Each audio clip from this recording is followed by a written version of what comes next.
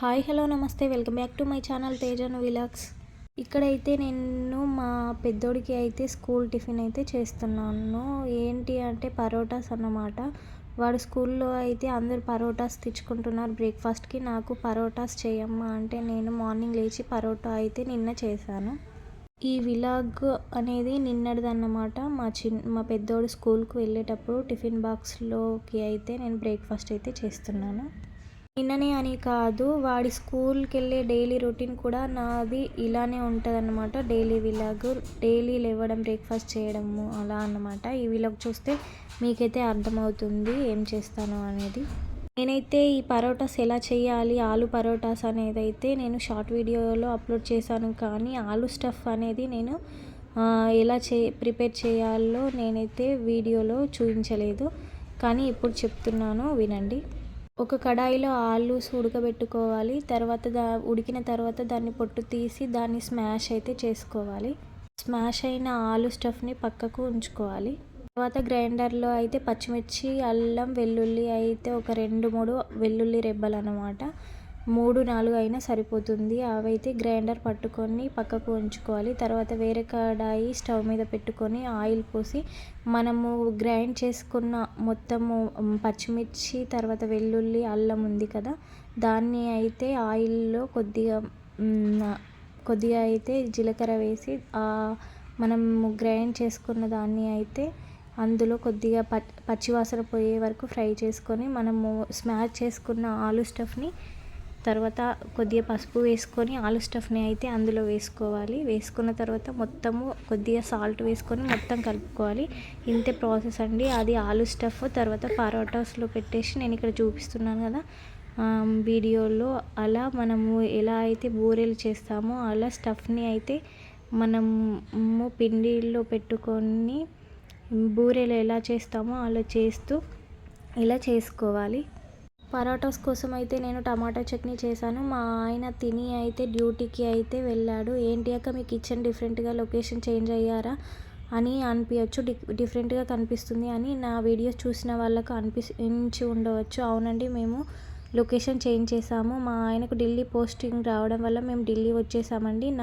ఢిల్లీ మేము ఎలా రావడం జరిగింది అనేది మా ట్రైన్ జర్నీ అయితే నేను ఫుల్ వీడియో అయితే అప్లోడ్ చేస్తాను. నచ్చినట్లయితే చూడండి. ఇక్కడైతే మా వాడికి ఢిల్లీలో స్కూల్లో ప్రైవేట్లో జాయిన్ చేశాము. పొద్దున వాడికి లేపి బ్రేక్ఫాస్ట్ తయారు చేసి అయితే ఇక్కడైతే బ్రష్ వేసి స్నానం అయితే చేయిస్తున్నానండి.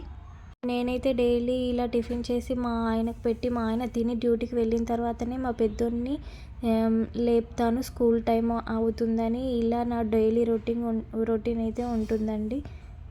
మా పెద్ద బాబుకి అయితే ఇప్పుడు 7 ఇయర్స్. దాదాపుగా అసలు ఇప్పటి వరకు బ్రష్ కూడా వేసుకోడు. అన్నీ కూడా వాడికి నేనే చేయాల్సిందే. నేను లేకపోతే అసలు కనీసం బట్టలు కూడా వేసుకోడు. అలా ఉంటుంది వాడితో. ప్రతిదీ కూడా నేను చేయాల్సిందే. స్నానం కానీ, బ్రష్ కానీ, వాడికి తినిపించడం కానీ, తినడము వాడికి ఇష్టమైనప్పుడు తింటాడు కానీ అప్పుడప్పుడైతే నేనే తినిపించాల్సి వస్తుంది. ఇలా అయితే వాడికి స్కూల్ డ్రెస్ అయితే తీసుకున్నాము. స్కూల్కి పంపించడానికి అయితే నేను స్కూల్ డ్రెస్ వేస్తున్నాను. వేసిన తర్వాత వాడికైతే బెల్ట్ పెట్టి టై అయితే కట్టాను. మీరు అనుకోవచ్చు మీరు ఆర్మీ పర్సన్స్ కదా ఎంత బాగున్నాయి అని మీకు డౌట్ రావచ్చు. రూమ్స్ అనేవి మేమైతే మాకు క్వార్టర్స్ అనేవి అవైలబుల్లో ఉన్నాయి. కానీ ఢిల్లీలో మా ఆయన ఉండే ఏఎంసీ హాస్పిటల్లో ఎక్కువ స్ట్రెంత్ ఉండడం వల్ల ఎక్కువ ఫిలప్ అయిపోయాను అన్నమాట క్వార్టర్స్. అందుకే మాకు అవుట్ లివింగ్ పర్మిషన్ అనేది ఉంది. కాబట్టి మేము ఢిల్లీలో బయట అయితే మేము రూమ్ తీసుకొని ఉండడం అయితే జరిగింది. అందువల్ల మా పెద్దోడికి కూడా ఆర్మీ పబ్లిక్ స్కూల్లో అయితే జాయిన్ చేయలేదు. బయట ఉన్న ప్రైవేట్ స్కూల్లోనే నాకు నియర్ బై, అంటే మా ఆయన డ్యూటీకి వెళ్తాడు కాబట్టి నేను డైలీ తీసుకురావాలి కాబట్టి నియర్ బై ఉన్న ప్రైవేట్ స్కూల్లో అయితే మేము వేసాము. ఇక్కడైతే నేను వాడికి బెల్ట్ అయితే పెట్టి టై కట్టాను. మేము ఇక్కడ ఢిల్లీకి వచ్చి అయితే పోస్టింగ్ వచ్చి మా ఆయనకు 4 months అయితే అవుతుంది. కానీ మాకు ఇక్కడ అవుట్ లివింగ్ పర్మిషన్ ఉంది కాబట్టి క్వార్టర్స్ అవైలబుల్లో లేవు. కాబట్టి మా ఆయనకు రూమ్స్ తర్వాత ఇక్కడ సెటిల్ కావడానికి మాకు మొత్తము ఫెసిలిటీ చేసుకొని రావడానికి అయితే 2 మంత్స్ అయితే అలా పట్టింది. తర్వాత మా చిన్నోడి వెంట్రుకలు తీసుకొని అయితే మేము ఇక్కడికి ఢిల్లీకి అయితే వచ్చాము. వచ్చిన తర్వాతనైతే ఇక్కడ మా పెద్దోడికి అయితే స్కూల్లో జాయిన్ చేసామన్నమాట. అండ్ ఇక్కడ మా పెద్దోడికి అయితే సాక్సులు వేసుకో అనిస్తే సాక్సులు కూడా వేసుకోవడం రావట్లేదు.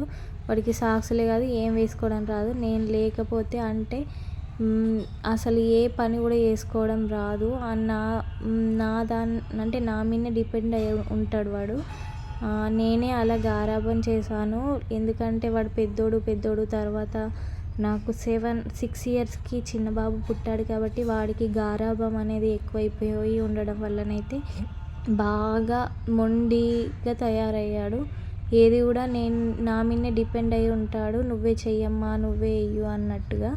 తర్వాత ఇక్కడైతే వాడికి పౌడర్ వేసి దూసానన్నమాట. ఇక్కడైతే మా వాడికి స్కూల్కి టిఫిన్ బాక్స్ అంటే బ్రేక్ఫాస్ట్లోకి అయితే నేను ఫ్రూట్స్ అయితే పెట్టాను. డేట్స్, గ్రేప్స్ అండ్ బనానా అన్నమాట. తర్వాత పరోటాస్ అయితే బాక్స్లో పరోటాస్ అండ్ టమాటో చట్నీ అయితే నేను బాక్స్లో సర్దేశాను అనమాట. ఇలా అయితే మా వాడి టిఫిన్ బాక్స్ అయితే బ్రేక్ఫాస్ట్ అయితే పెట్టేసి బ్యాగ్లో అయితే పెట్టేశాను అనమాట. తర్వాత ఈ కార్డు ఏంటి అంటే మేమున్న అపార్ట్మెంట్లో అయితే ఆ కార్డు గేటు నేను రిటర్న్ స్కూల్కి వదిలేసి వస్తాను కదా, మళ్ళీ ఆ కార్డు చూపిస్తేనే అంటే ఫేస్ లాక్ లాంటిది, ఏటీఎం లాంటిది అన్నమాట. కార్డు పెడితేనే మనీ ఎట్లా వస్తాయో ఆ కార్డు చూపిస్తేనే గేట్ అనేది ఓపెన్ అవుతుంది.